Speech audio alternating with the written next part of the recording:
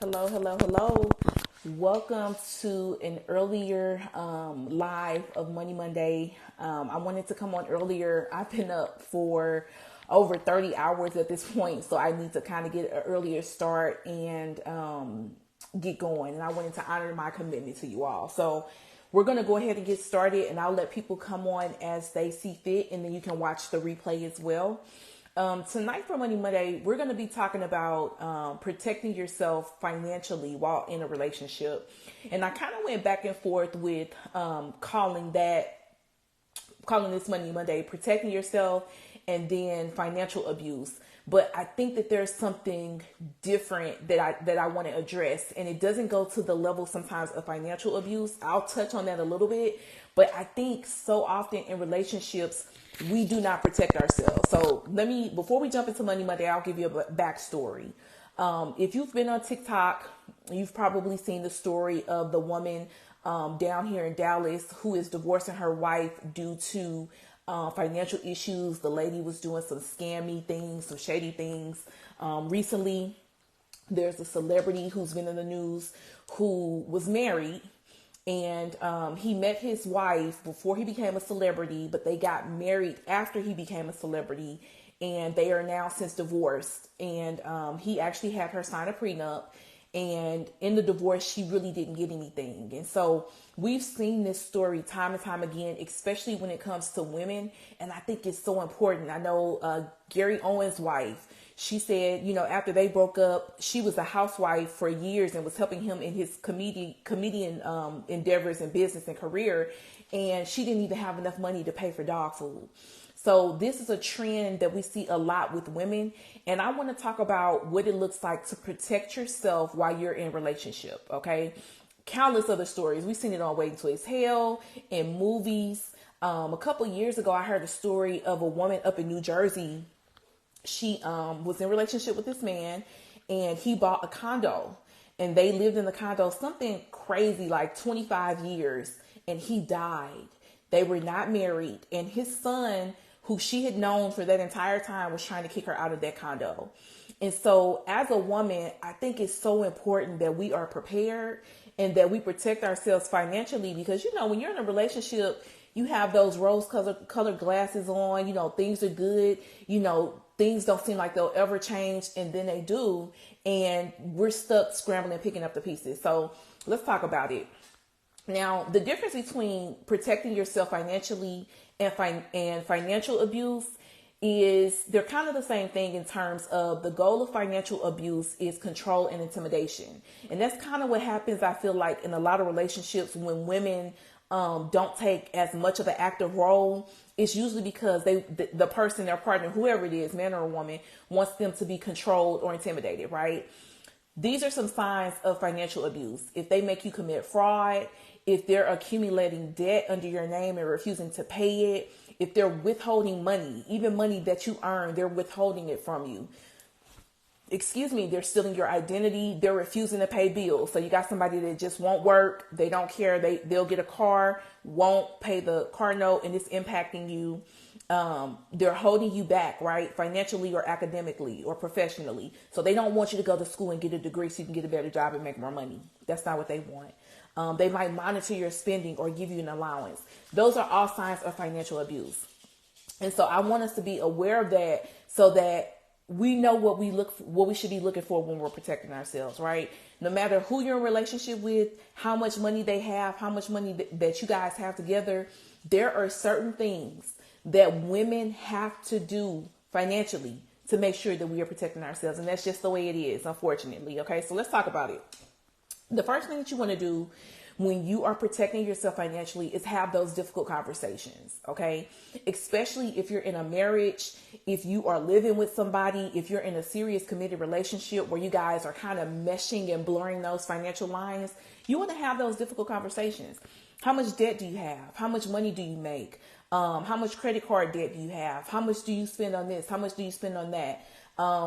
okay, I'm living with you and we bought this house together. My name is not on the mortgage. My name is not on the deed. Why is that? Right? Having those difficult conversations, although they are uncomfortable, they will really tell you where you stand and what you need to do and how you need to protect yourself. There is absolutely no reason in the world, with my example from earlier with the lady from New Jersey, that she should have been living with somebody for years, okay, a lifetime to some people, paying on the mortgage, maintaining the condo, paying bills, and her name was not on the deed. Okay. So the first step to really protecting yourself is having those hard conversations and making your position known. Okay. The second thing is to be active. Don't be lazy. Like I said earlier, it's so easy to let somebody take the lead financially, especially when you don't like that, right? Especially when you don't feel as confident or you don't have the tools that you need. But you really should be taking an active role on the money that's coming in, the money that's going out, what is being spent on, right? The purchases being made, what's being paid in terms of debt repayments. A lot of times we hear about people, they're in relationship and now they're getting evicted and they had no idea. That's because they probably didn't take an active role. So you need to be taking an active role, and you cannot be lazy when it comes to your finances. No matter how good somebody is in money, no matter how much money they have, I don't care. It could be a billionaire. You need to make sure that you are active and you're not being lazy. The third thing is to know your partner. Knowing your partner is going to be instrumental in telling you how to move and how to operate, right? If you know you're dealing with somebody that's irresponsible, if you know that you're dealing with somebody that has an addiction issue, maybe they have a drug addiction or a gambling addiction or a shopping addiction, you should not be relying on them to make all of the financial decisions and take the financial lead, especially if they're irresponsible, right? Because I can't trust you. How do I know that you're not taking my money and going to buy Yeezys with them off the black market, So you really have to know your partner and know who you're dealing with in a relationship, like I said earlier, where you're blurring those financial lines. In a marriage where you guys are co-mingling funds, you need to know your partner. You also need to have a check and balance system. So as I said earlier, it's no reason why you don't know when the rent is due. It's no reason you don't know if the rent has been paid, or if the light bill has been paid, or if the gas bill is not $800, right? So you really have to be checking and making sure that things are what they say they are, things are as they say they are, so that you don't find yourself on an unlevel playing field and you're not at a disadvantage. 9 times out of 10, when a man walks away from a woman, he lands on his feet, right? So we really have to make sure that we have those checks and balances in place to level the playing field, right? And to protect ourselves. This fifth tip is more so for parents to kids, and we see this a lot. Grandparents, we see this a lot. You have to learn how to say no, okay? You have to learn how to say no, because we're living in a time where, millennials and Gen Z, we're not making as much money as we need to really survive. So they're milking, not me, but they're milking their grandparents, they're milking their parents for money, and you need to learn how to say no. The sixth thing is boundaries. I talked about boundaries a few months ago, and I think a lot of people don't have enough of them. Okay. When you protect yourself and you're protecting yourself financially, there has to be things that you won't do, like co-signing for somebody, right? You should not be co-signing or feeling bullied or guilted into co-signing for somebody that you are not married to. Okay. 7 is to take action. So 7 is a little different than be active. 7 is more so do what you need to do now, right? So maybe you've been kind of taking a more passive role. Maybe you've been playing the back end a little bit. Take action now. Figure out where you stand financially. Figure out where the bills stand financially. Figure out what you would need in case something happens, right? If your husband leaves or your boyfriend leaves tomorrow, will you be okay? You need to figure that out. And if you will not be okay, you need to take action. And then make sure your paperwork is in order. I cannot stress this enough. The couple I mentioned earlier, the celebrity, they had a house built and a custom built home, and they were supposed to raise their kids in that house. He put her out, and I don't know where she went, but her paperwork wasn't in order, right? Medea said it best. You can't be too busy shopping and you're not making sure your name on the deed, right? If somebody buys you a car, you need to make sure your name is on the title. If somebody you're helping somebody buy a house, you buy a house with somebody. You don't have to be on the mortgage, but you definitely need to be on the deed, so they can't just put you out. So they can't take the years that you've invested, the money and the time and everything that you've invested into this property and put you on the street. Okay. So make sure your paperwork is in order. That's how you protect yourself. Very short, very sweet, very straight to the point. As a woman, I want to speak to my women. We have to do better, right? Money, I know it's hard. Money, nothing when it comes to your money and your finances within your marriage, within your relationship, should be a surprise. Now, there are some circumstances where something may be a shock to you, right? Like maybe somebody hid something from you and you didn't know.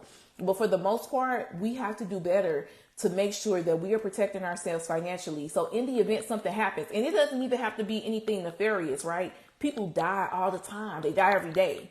And you have people who've been in relationships, like I said, with somebody that loved them, that took care of them, that would have never done X, Y, and Z to them. They die, and now their family is in your house because that's their brother's house. Okay.